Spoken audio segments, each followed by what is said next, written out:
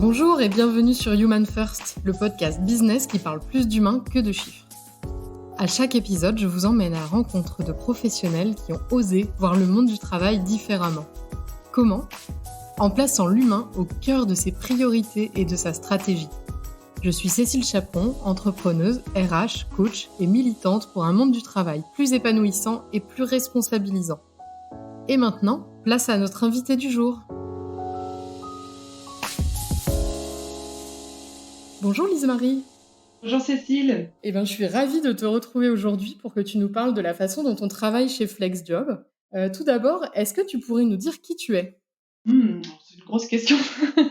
Alors, je suis Lise-Marie Biez et par rapport à ce qu'on va se dire aujourd'hui, je vais utiliser deux facettes de ce que je suis, c'est-à-dire que j'ai travaillé dans des entreprises plutôt larges, un grand groupe international avec 17 000 personnes pour laquelle j'ai occupé plusieurs rôles, dont celui de chef de projet transversal, puis notamment celui de directrice générale pour la société en France et DRH sur une partie continentale, donc sur plusieurs pays. Ça a été une des parties de ce que j'ai fait. Et puis aujourd'hui, je parle d'un autre bout de l'écharpe parce que je travaille notamment avec FlexJob, qui a un fonctionnement un petit peu particulier, très différent de ce que j'ai connu jusque-là. Donc je pense que c'est sans doute là-dessus que tu voudrais m'interroger. Est-ce que tu pourrais nous présenter justement FlexJob et surtout son organisation interne ? Oui, alors FlexJob, c'est une entreprise qui a été créée il y a 7 ans environ à Lyon, sous l'impulsion de Jérémy Bataille, qui lui-même sortait d'un parcours plutôt classique d'ingénieur dans une entreprise organisée de manière classique, on va dire ça, et qui se disait que le modèle était un petit peu à bout de souffle et que les collaborateurs avaient envie, besoin de plus d'autonomie ou de plus se saisir des sujets ou bien de plus de flexibilité dans la manière de travailler. Sur cette intuition forte, au-delà de l'aspect générationnel, sur cette intuition forte, il s'est dit qu'il fallait créer une manière de mettre en relation les entreprises qui cherchaient à recruter des gens en leur proposant des postes flexibles, que ce soit une flexibilité d'horaire, de lieu, voilà, et des personnes qui cherchaient ce type d'emploi. Et puis progressivement, on a été plusieurs à rejoindre la structure et les entreprises qu'on accompagnait sur du recrutement donc nous ont demandé de les accompagner plutôt sur la partie organisationnelle et plutôt sur la partie conseil sur ces sujets-là. Alors on n'a pas eu envie de dire qu'on connaissait la vérité vraie parce que c'est pas l'impression qu'on a. On n'a pas eu envie de vendre une méthode parce qu'on a l'impression qu'il y a autant de pratiques qu'il y a d'entreprises, parce qu'il y a autant d'entreprises qu'il y a de situations. En revanche, on s'est dit qu'on pouvait sans doute faciliter, on pouvait sans doute accompagner leur transformation vers justement des autres manières de travailler, des autres manières de s'organiser, des autres manières d'engager les collaborateurs, des autres manières de créer de la valeur, voilà, tout simplement. Plutôt sur l'aspect facilitation, donc, que l'aspect conseil. Quand on a préparé l'interview, tu m'as dit que c'était pas une entreprise qui était née comme ça, que c'était pas forcément natif. Alors quelles ont été les premières pierres du coup quand vous vous êtes lancé dans cette transformation pour FlexJob ? Alors oui, effectivement, là je t'ai parlé plutôt de notre activité et pas énormément de notre gouvernance. La particularité de notre gouvernance, c'est qu'on a une gouvernance dite partagée. Et tu vas voir que dans ma conversation, je vais utiliser beaucoup de ces entre guillemets qu'on entend un petit peu. J'utiliserai pas le terme entreprise libérée parce que c'est pas un terme avec lequel je suis en accord pour plusieurs raisons dont on pourra parler ensemble. Mais ce qui est sûr, c'est que on a construit petit à petit, d'une manière un petit peu buissonnière, c'est-à-dire en essayant par petites touches, une manière d'organiser nos activités et puis également notre prise de décision et puis également nos prospections, la manière dont on allait être tourné vers l'avenir, vers le marché, se structurer par rapport à ça, la prospective, partagée, c'est-à-dire avec l'envie tous d'être impliqués, engagés, informés sur l'ensemble de ces éléments-là. Et c'est vrai qu'au début, je ne crois pas que l'entreprise soit née en se disant tiens, voilà comment on veut faire. Par contre, ce qui est sûr, c'est que c'est né sur une envie, un appétit je pense, une étincelle autour du fait que pour avoir de l'énergie, pour avoir du plaisir, pour avoir faim d'avancer dans ce qu'on fait, on avait envie d'être entièrement impliqué dans la vie de notre entreprise et c'est comme ça qu'on l'a montée. Mais pas avec l'idée de se dire nécessairement on va suivre un modèle qui serait le modèle de l'entreprise dite libérée ou bien autre chose. Et très concrètement, ça se caractérise par quoi chez FlexJob, cette entreprise partagée dont vous parlez? Il y aurait beaucoup de très concrètement parce qu'en fait, les éléments qui montrent qu'on est une entreprise à gouvernance partagée, ils sont assez pléthoriques au sens où, souvent dans la journée, je me dis: «Tiens, ça c'est vraiment spécifique à FlexJob».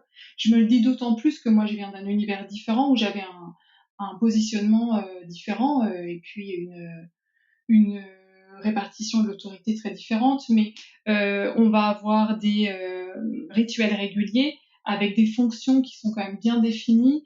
Il y a des rituels qui sont des rituels opérationnels et il y a des rituels qui sont de l'ordre de la gouvernance, c'est-à-dire qu'on va ensemble travailler sur des éléments qui concernent davantage la manière dont on veut travailler, la manière dont on prend des décisions. Ça peut être sur des éléments comme le système de rémunération qu'on va réviser, revoir, améliorer, modifier, ou bien ça peut être sur la façon dont on va prendre la décision de lancer un recrutement ou pas. Ça peut être sur la manière dont on va gérer les congés, ou bien sur une décision autour d'un investissement, par exemple.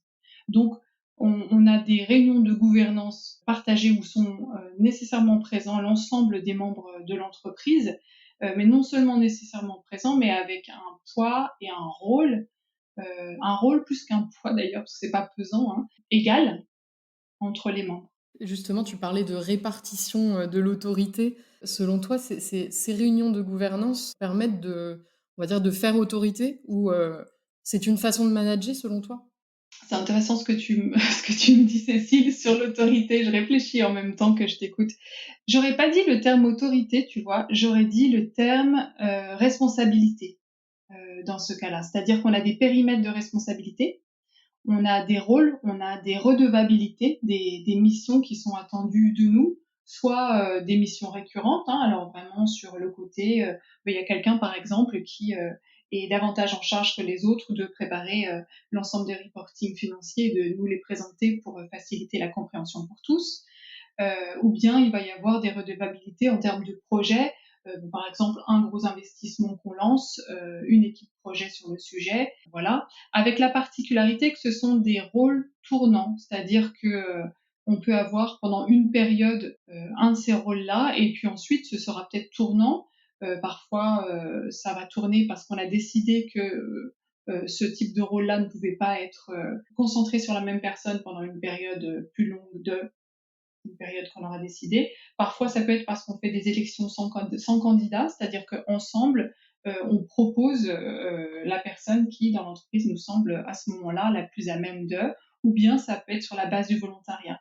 Mais la particularité, je crois, Cécile, par rapport à tout ça, pour moi, qui à nouveau est largement expérimenté, et avec plaisir et avec succès, hein, le monde de l'entreprise un petit peu plus traditionnel, la particularité, c'est justement cet engagement et ce niveau d'information qui est assez élevé chez tous les membres de l'entreprise. En sachant qu'aujourd'hui, pour comme donner une idée, on est 12. Je te parle d'un fonctionnement qui correspond au fait qu'on est 12 avec quand même 3 bureaux séparés, donc on n'est pas tous au même endroit. Peut-être que ce fonctionnement sera différent lorsqu'on sera 20, ou sans doute qu'il sera différent lorsqu'on sera 30, 40, 50, etc. Oui, c'est un fonctionnement qui permet de s'adapter à chaque fois que vous grossissez ou à chaque nouveau projet, etc. Vous vous adaptez en fait. Exactement, c'est-à-dire que c'est un mélange de structures, hein. On a quand même beaucoup d'éléments cadrés des éléments sur lesquels on s'est mis d'accord. On a co-construit nos modes de fonctionnement. On les a co-construits, ce qui permet de s'assurer que l'ensemble des personnes ont bien conscience de pourquoi ce mode de fonctionnement-là, de quelles sont les attentes, et puis également quel est le périmètre d'autonomie dans lequel on agit.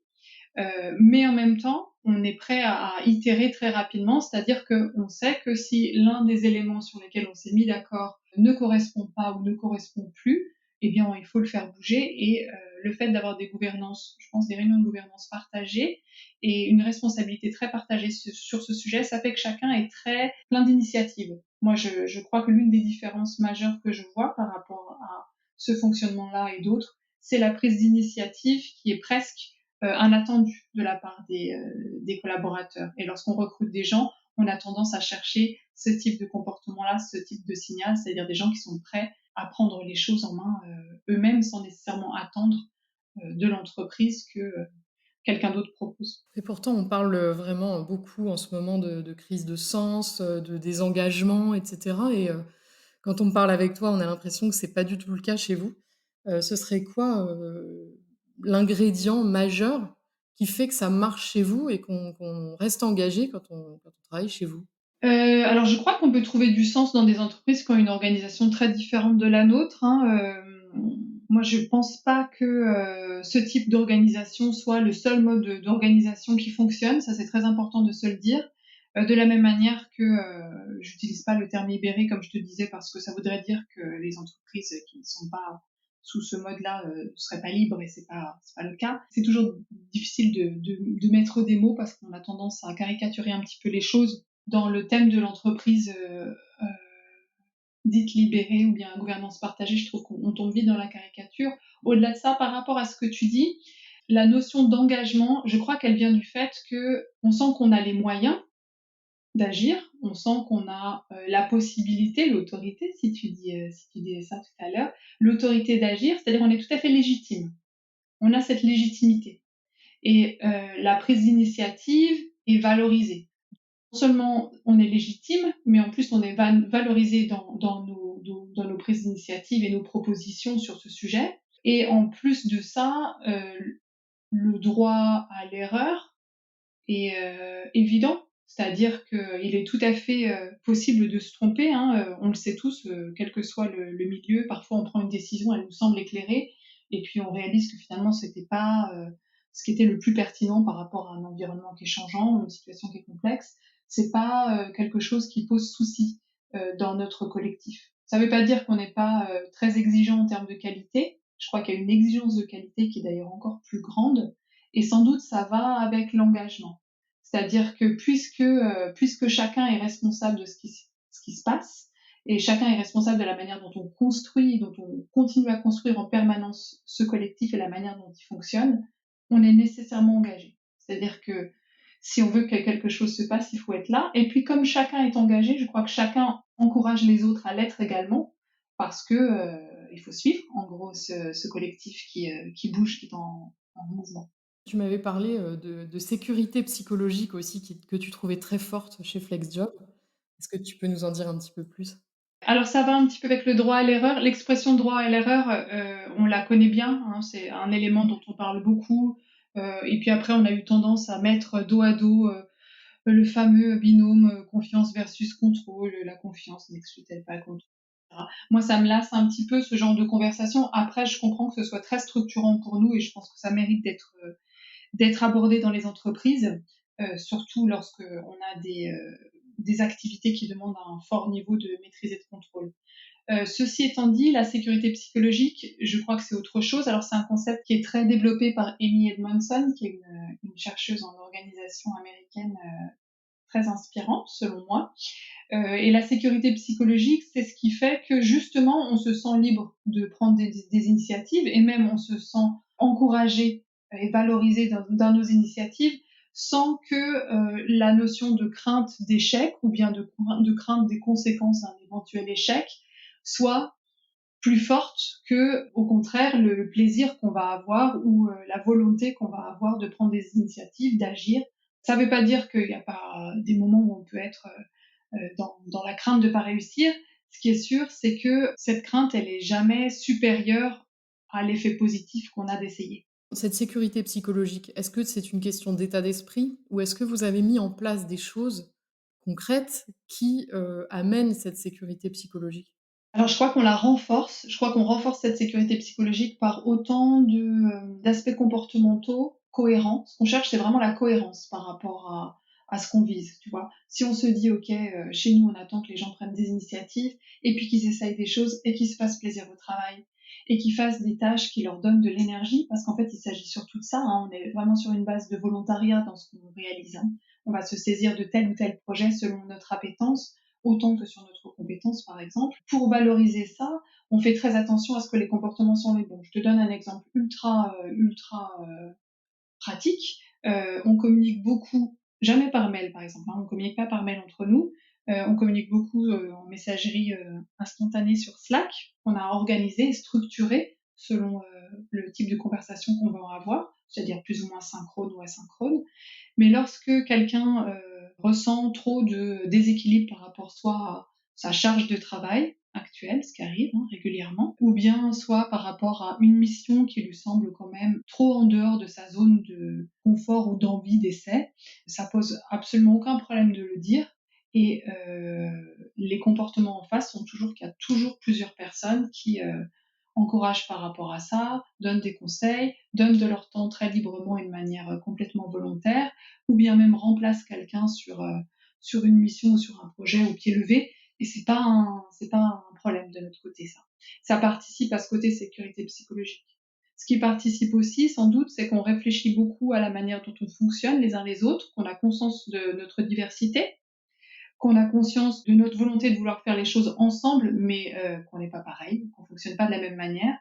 Et on est vigilant sur ce sujet-là. C'est-à-dire que si je sais que l'un de mes collègues a besoin davantage de données chiffrées pour se sentir assuré et rassuré par rapport à un investissement, je fais preuve de davantage de patience par rapport au fait que peut-être la prise de décision à laquelle il participe me semble plus longue que ce que je ferais moi, qui vais avoir besoin d'éléments prospectifs davantage que chiffrés. Je te donne un exemple sur ce sujet, mais je crois qu'en gros, on a une vigilance individuelle et collective constante sur ce sujet-là.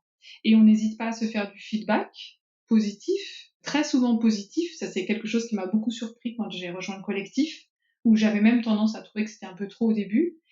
Et puis un feedback également constructif, c'est-à-dire qu'on va dire, bah, tu vois, là j'ai trouvé que dans ta prise de parole en réunion, l'idée que tu as essayé de développer, elle n'était pas très audible parce que tu l'as exprimée d'une manière qui a eu tendance à détourner l'attention de ton idée pour au contraire donner l'impression que tu critiquais celle de l'autre. Et on le fait très régulièrement pour que ce soit un exercice fréquent, à la fois en termes de réflexe, tu parlais d'état d'esprit, mais également en termes d'organisation. C'est-à-dire qu'on a chaque année une période de feedback où chacun, les uns les autres, on prend un temps. En général, on va marcher, hein, on fait beaucoup de réunions en marche chez nous. On va marcher et on discute ensemble pour faire du feedback à l'autre et on est entièrement concentré sur l'autre à ce moment-là pour le dire, bah, tu vois, sur la période qui s'est écoulée, j'ai trouvé que tu avais beaucoup progressé et investi sur ces sujets-là. Ça nous a permis ça au sein de l'entreprise, où ça nous permet de remercier également, hein. Et puis par rapport à ça, j'ai eu l'impression que tu étais encore en phase d'amélioration. Voilà l'effet miroir que je peux te faire, comment est-ce que tu sens les choses, etc. Et ça, c'est un moment riche, c'est un moment qui participe à la sécurité psychologique, c'est un moment qui participe au fait qu'on est très exigeant également envers nous-mêmes par rapport à la qualité qu'on aime fournir. C'est vraiment un élément qui nous plaît, ça. Quand les choses sont vraiment, vraiment de la qualité qu'on attendait, on ressent vraiment beaucoup de plaisir tous ensemble. Et puis ça nous permet également d'une manière organisationnelle de construire certains de nos processus, par exemple la rémunération. C'est un grand moment important, ça, c'est un moment difficile au sens compliqué, complexe, hein. C'est pas facile de parler d'argent, c'est pas facile de se positionner, et on se sert de ces feedbacks-là pour pouvoir faire chaque année une proposition d'augmentation pour nous-mêmes au collectif, en disant voilà, j'ai pris le feedback de mes collègues, j'ai entendu ça, je retiens que j'ai un travail, une opportunité d'amélioration sur ces sujets, j'ai travaillé là-dessus, j'estime que ma rémunération serait juste à ce niveau-là, voilà. Et on a des échanges là-dessus. Donc tu vois, c'est toujours complexe, c'est-à-dire qu'il y a il y a à la fois des éléments qui sont des éléments presque de réflexe dont on n'aurait plus conscience, et il y a des éléments qui sont écrits par notre gouvernance, et cette gouvernance-là, c'est nous qui la co-construisons. Et est-ce que vous vous êtes formé, par exemple, au feedback ou au type de personnalité? Oui. Alors sur la partie type de personnalité, on s'est formé assez récemment. On a la chance d'avoir des personnes qui amènent des compétences assez riches sur ces sujets au sein du collectif. Donc on se forme beaucoup entre nous. On a cette valeur-là, je crois aussi. La valeur de l'apprentissage, c'est très important pour nous. Et la valeur de la transmission, c'est très important pour nous. Donc typiquement, on s'est formé en interne sur ce sujet, mais on se forme également à l'externe. Et on a un système de formation qu'on vient de mettre en place qui donne à chacun une enveloppe de tu vois, cette année, je vais te dire exactement, on a une petite structure, mais on a une enveloppe chaque année, cette année, par personne de 1 000 € que chacun est libre d'engager de la manière dont il le souhaite sur la formation qu'il souhaite, en sachant qu'on a quand même ensemble décidé des grands piliers de formation en lien avec la stratégie de FlexJob, en lien avec son environnement, son contexte, ses clients, qui pourraient être des piliers sur lesquels on aurait envie d'amener plus d'expertise encore, plus de compétences pour nous, pour nos collègues, pour nos clients. Et chacun est libre de se positionner là-dessus et d'aller se former sous le format qu'il souhaite. Alors ce format, ça peut être une formation classique, ça peut être une formation en ligne, et ça peut être aussi des choses qu'on fait de plus en plus parce qu'on a des clients qui sont ouverts à des choses variées, puis on a la chance de rencontrer des entreprises formidables qui font des choses très différentes, et donc parfois on se forme même directement chez les clients ou chez les entreprises, d'autres entreprises qui nous accueillent pour des temps d'observation. Et ça fait partie des éléments qu'on met en place parce que on estime que là aussi, il faut pas être dans un carcan. Il faut penser large, il faut penser opportunité, et puis tout ce qui fait plaisir et qui donne de l'énergie davantage que le contraire. Est-ce que, puisque en filigrane, on entend vraiment, beaucoup de confiance, en fait, dans votre fonctionnement. Est-ce que tu pourrais nous parler, alors ça, tu m'avais dit, hein, que c'était quand même plus anecdotique finalement, puisque c'était un détail de votre fonctionnement. Est-ce que tu pourrais me parler de la façon dont ça fonctionne pour vous, les congés? Oui, heu, c'est vrai, je me souviens. Alors effectivement, pour moi, c'est un détail, au sens où c'est un petit peu comme ce fameux truc de l'entreprise, libérée, dite libérée. Ça a tendance à focaliser pas mal de mythes, pas mal de clichés. Loïc Le Morlaix, notamment, a sorti un ouvrage qui s'appelle Fake Management, que j'ai encore pas complètement lu, mais je recommande parce que c'est intéressant justement sur ce côté casser ces mythes-là. En revanche, moi, je suis pas dans le mythe, je suis dans la réalité aussi sur cet aspect-là. Donc, même si j'ai conscience que tout n'est pas si simple, effectivement, on a un fonctionnement qui peut faire rêver, c'est-à-dire qu'on a des congés illimités, qu'on est libre de poser. Alors ça, c'est sur le papier, et c'est vrai, et c'est vrai, c'est-à-dire on va pas compter 5 semaines. On va quand même être vigilant à différents points, c'est pour ça que je pense que souvent il y a un petit peu de cliché derrière. Notamment, première vigilance, on fait attention à ce que les gens prennent leur congé. Parce que, un petit peu comme quand les gens travaillent à distance, parfois il y a une sorte de surengagement. Dans notre entreprise, qui est une entreprise très enthousiasmante, notre carburant, en fait, je pense que c'est l'enthousiasme. Et c'est pas pour de faux, ça, c'est véridique. Et on a des moments où on est fatigué, comme tout le monde. Il y a des moments où c'est un petit peu plus difficile, il y a des moments où il y a des choses qui nous demandent plus d'efforts, mais on carbure à l'enthousiasme. Par rapport à ça, il faut quand même s'assurer que les gens se reposent. Donc, on a une sorte de vigilance collective sur ce sujet-là. Cette vigilance collective, elle est à la fois assurée par le groupe, elle est aussi assurée par le binôme, parce que chaque personne est associée à ce qu'on appelle un buddy, c'est-à-dire son binôme, qui est une personne dans l'entreprise avec qui, sans lien hiérarchique bien sûr, puisqu'on a une hiérarchie à plat, on va avoir des échanges réguliers sur juste soi-même, c'est-à-dire comment je me positionne par rapport au fonctionnement de FlexJob en ce moment. Est-ce qu'il y a des éléments de culture de FlexJob avec lesquels je ne serais pas entièrement alignée, sur lesquels j'aurais besoin d'échanger? Comment je vois mon évolution, etc. Et aussi, pourquoi pas, comment je vois ma charge de travail? Est-ce que j'ai besoin d'aide sur ce sujet pour prendre un petit peu de recul? Est-ce que je prends bien mes congés? Est-ce que j'utilise bien mon budget formation? L'ensemble de ces sujets-là. Et par rapport au congé, ça fonctionne comme ça. C'est-à-dire que à la fois c'est libre, à la fois c'est cadré. D'abord cadré par ce qui est légal, il y a un minimum légal à respecter. Et l'autre élément, c'est qu'il y a un minimum opérationnel qui est quand même très important.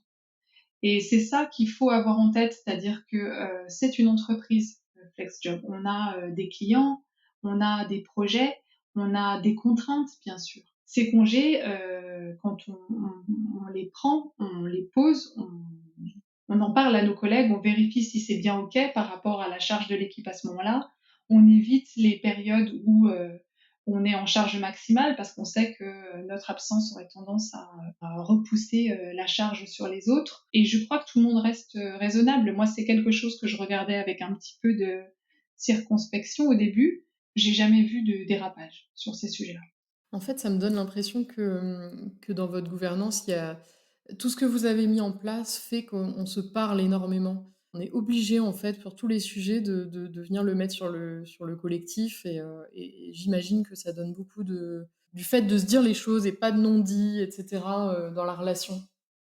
Alors oui, et on apprend en marchant sur ce sujet-là, c'est-à-dire que là aussi pour être, vraiment réaliste, il faut bien se dire que, comme l'ensemble des collectifs, ce qu'on est aujourd'hui, c'est pas ce qu'on était hier et c'est pas ce qu'on sera, demain. Il y a des moments où on a été moins fort sur certaines choses et puis des choses, qu'on apprend. On a appris parfois, sans erreur et parfois on a appris avec erreur, hein. Sur cette notion de non-dit, je trouve qu'on a beaucoup progressé effectivement, non pas qu'il y ait eu des non-dits, hein, mais on est vigilant sur ce sujet-là. Effectivement, il y a beaucoup, beaucoup d'échanges qu'on va aller chercher, soit, justement, comme je te disais tout à l'heure, avec ce fonctionnement binôme pour les gens qui seraient pas à l'aise avec un groupe collectif, soit avec des rituels d'équipe qui sont fréquents. Maintenant, il y a des moments où on a l'impression de pas parler assez, où certaines personnes vont avoir l'impression de pas parler assez parce qu'on est en grosse période opérationnelle. Ça a été le cas là au mois de juin-juillet. Et peut-être que certains n'ont pas pu participer à l'ensemble des réunions d'équipe et que ça a enlevé une partie de ces opportunités d'échange.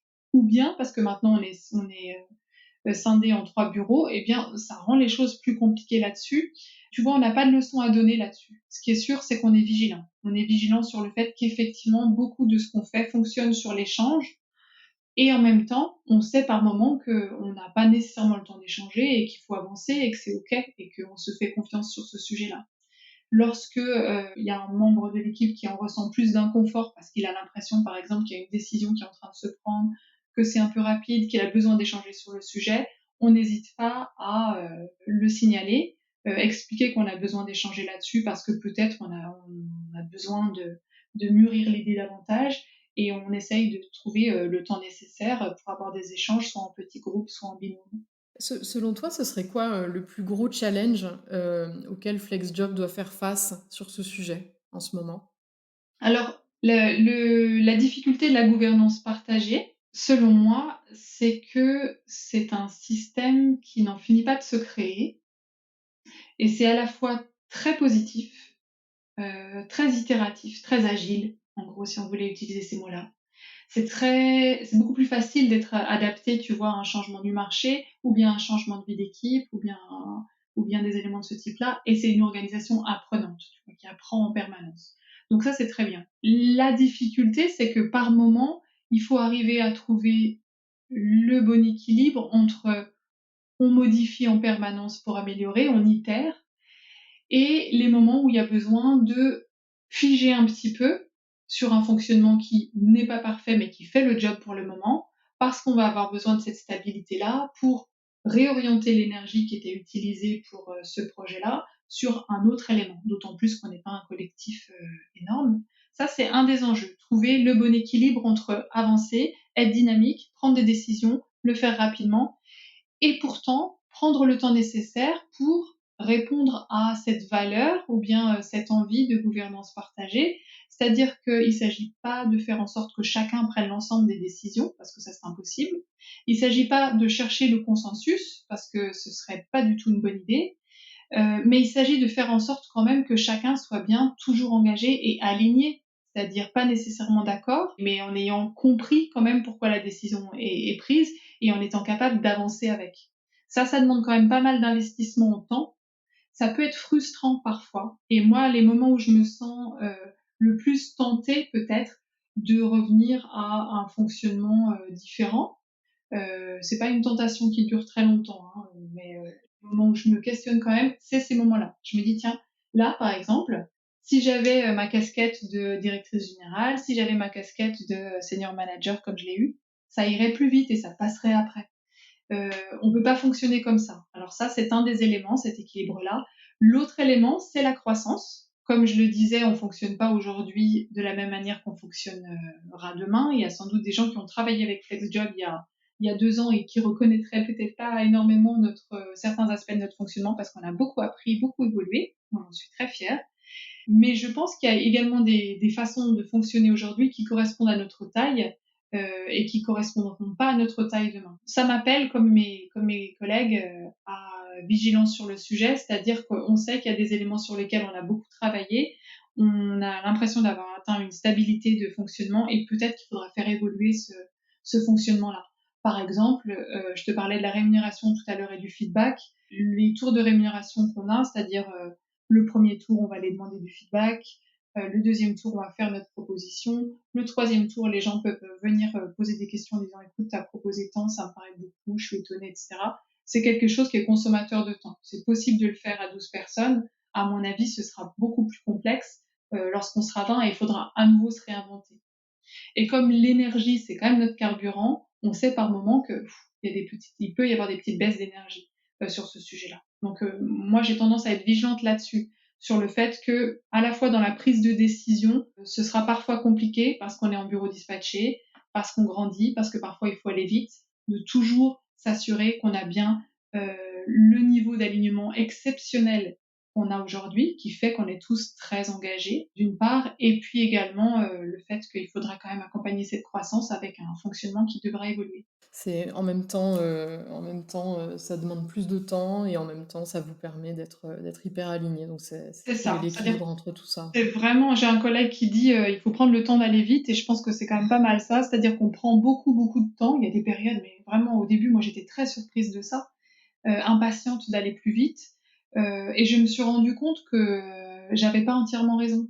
J'avais raison peut-être de penser ce que je pensais, mais c'était pas la seule manière de faire.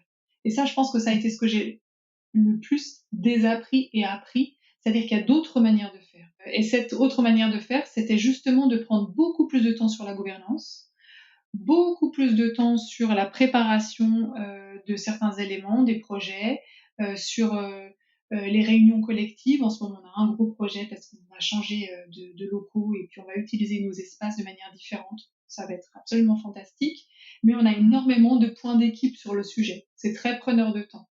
Ce qui est sûr, c'est que cet investissement en temps-là, que quelqu'un pourrait considérer comme trop coûteux en termes de ressources, je sais que c'est un temps qui fera qu'après, on sera très rapide sur la mise en place et très aligné. Et c'est important. Ce serait quoi, toi, Lise-Marie, ton meilleur souvenir chez FlexJob? Waouh, j'ai plein de meilleurs souvenirs chez FlexJob. J'ai aussi des moments où j'ai trouvé ça inconfortable, hein, et je pense que c'est très très important de dire ça. Il y a des moments où on est moins bon dans ce qu'on fait, dans ce qu'on essaye de faire, parce qu'on tâte. Il y a des moments où on teste et puis l'eau est trop froide, alors on sort, on n'y va pas tout de suite. Et puis des moments où on plonge et on fait le plus beau plongeon et d'un seul coup on a fait une traversée, elle était super et on se retourne et on se félicite. À titre très individuel, mon meilleur souvenir, je crois que c'est tous ces moments-là où j'apprends à désapprendre et en même temps à valoriser ce que j'ai fait. C'est-à-dire que je ne dis pas, quand j'observe la manière dont on travaille et je co-construis la manière dont on travaille, je ne dis pas ce que j'ai fait auparavant, les entreprises dans lesquelles j'ai fonctionné auparavant, c'était nul. Ça ne doit pas être ça. Parce que je ne le pense pas. Je pense que ça correspond à autre chose, une autre stratégie, d'autres valeurs. Mais je pense qu'il y a certains éléments sur lesquels il est possible d'avancer.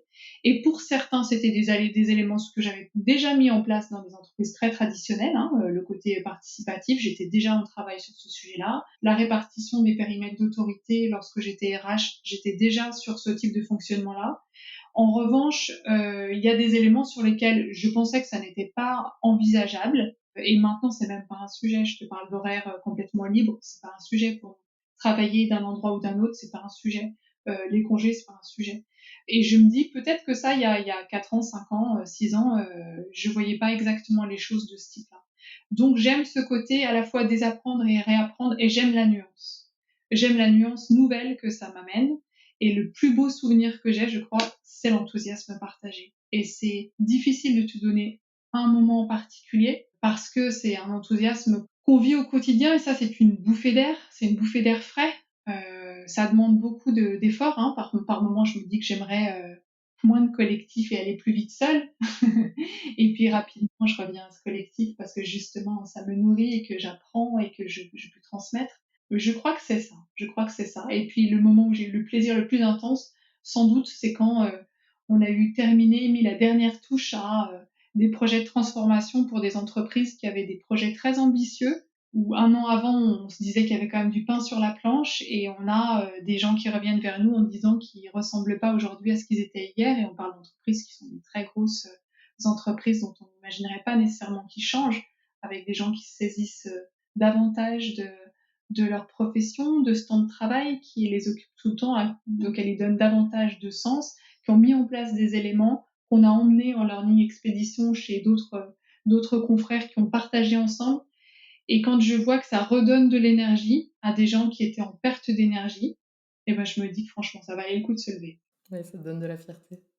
Maintenant, je vais te poser 2 petites questions qui sont récurrentes dans mon podcast. À qui souhaiterais-tu dire merci sur ces sujets-là et pourquoi? Eh ben, écoute, la première personne à qui je voudrais dire merci, curieusement, c'est la personne qui m'a fait entrer dans mon entreprise précédente, le grand groupe dont je parle, qui s'appelle DNV, qui s'appelle Eric Salin, qui a été mon manager très longtemps et qui a été un manager mentor sur un fonctionnement à la fois très traditionnel au sens une organisation pyramidale, etc., mais qui non seulement m'a montré le bénéfice du doute quand on est manager et quand on est professionnel, et peut-être tout bêtement quand on est humain, c'est-à-dire de savoir jouer entre les moments où on amène de la certitude parce qu'il faut piloter et rassurer le collectif dans les moments de crise, et les moments où il faut savoir dire je ne sais pas. Je pense qu'il me l'a montré parce qu'on l'a appris ensemble dans les moments où c'était difficile, et j'ai vu qu'il était capable d'apprendre à dire je ne sais pas, et j'ai suivi cet exemple-là. Je crois que c'est très important de toujours garder ça en tête et de dire je ne sais pas trop de certitude. Il faut avancer avec confiance, mais pas trop de certitude. Ça fait que ça aide à fonctionner en incertitude, et Dieu sait si on en a besoin aujourd'hui. Ça, c'est la première personne. Et la deuxième personne, il bien sans doute que c'est Jérémy Bataille, que j'ai rencontré il y a un moment maintenant, qui était encore plus jeune à l'époque, et on avait peut-être des expériences très différentes, et pourtant on avait des intuitions qui se retrouvaient, et on a trouvé des mots communs pour collaborer sur ce sujet, et qui a su, je pense, moi, m'accueillir et me montrer que c'était possible de créer un collectif avec des gens très différents et de co-construire ensemble avec patience, envie et enthousiasme. Et je trouve que c'est très inspirant. Voilà. Merci pour eux. Et quel est le dernier concept que tu as découvert sur ces sujets-là?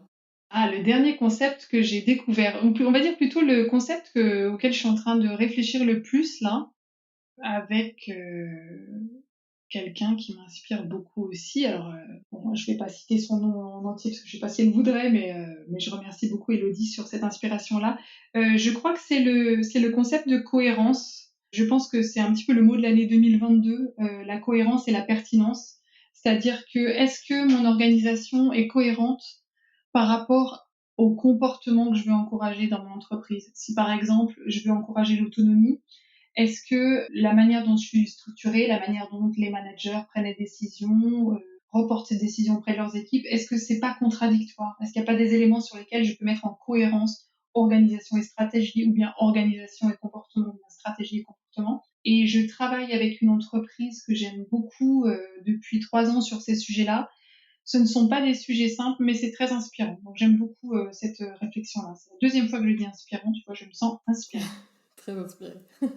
Eh ben, Lise-Marie, je te remercie vraiment très chaleureusement pour cet entretien, Merci Cécile. et je te remercie surtout pour toute la nuance que tu apportes, l'humilité dont tu fais preuve dans tout ce que tu amènes, parce que c'est vraiment très inspirant, très intéressant. Mais Oh, mais je te remercie beaucoup, je rougis derrière. tu y mets toujours beaucoup d'humanité dans ce que tu dis, donc vraiment. J'en suis ravie, je pense que c'est important. Je pense que si j'avais un dernier truc à dire, c'est ça. C'est savoir dire je ne sais pas pour pouvoir apprendre, hein, se dire qu'on apprend, on n'apprend pas ce qu'on pense qu'on sait déjà. Moi, j'ai dû beaucoup diminuer ma sensation, ma perception d'expertise. Ça a été très inconfortable par moments, mais c'est un chemin que je continue à prendre, et ça me semble crucial. Et puis je pense qu'il faut se souvenir que pour faire les choses ensemble, il faut se souvenir qu'on les fait pas tous pareil, et que c'est possible. Merci beaucoup à toi, Lise-Marie. Merci Cécile, je te souhaite une très bonne journée. J'espère que vous avez aimé cet épisode autant que moi. Si vous connaissez quelqu'un qui aurait beaucoup de choses à dire sur le sujet, je serais très intéressée de le savoir. Alors partagez-nous son nom en commentaire. Pour nous soutenir, n'hésitez pas à partager cet épisode et à vous abonner à notre chaîne pour ne pas manquer les prochains.